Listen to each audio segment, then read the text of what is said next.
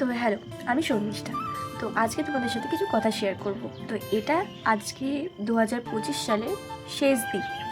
তো শেষ দিনে আমি জানি যে কালকের জন্য সবাই খুব এক্সাইটেড, আজকেও সবাই খুব মজা করছে নতুন বছরের আশায়। আমাদের এটাও বোঝা উচিত যে ফেলে আসা বছরটা থেকে আমরা কি শিখলাম।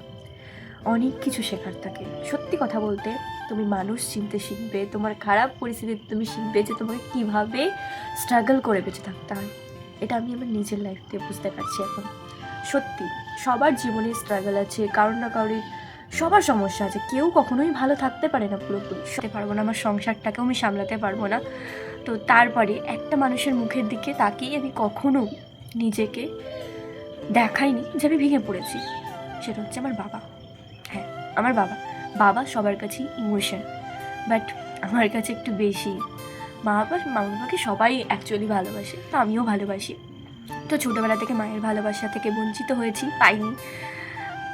অনেক ভালোবাসতাম তাকেও, কিন্তু সেও চলে গেল।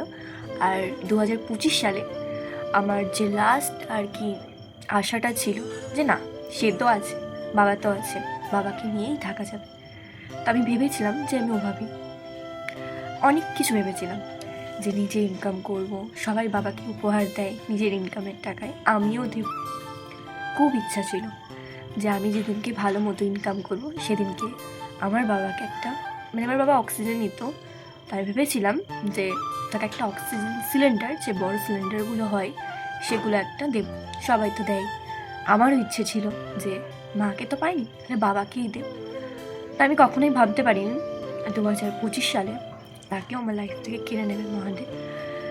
কিন্তু তাও আমি ভেঙে পড়িনি, বারংবার নিজেকে সামলেছি যে না, স্ট্রং হতে হবে, কখনোই ভেঙে পড়লে চলবে না। আমি স্ট্রং, আমি পারব, এটাই আমি ভেবেছি যে আমাকে পারতে হবেই, কিছু করার নেই। কারণ আর কেউ নেই, তো কেউ বোঝানোর নেই যে তুই পারবি, কেউ পাশে দাঁড়ানোর নেই যে তোর দ্বারা হবে। তো নিজেকে বুঝিয়েছি।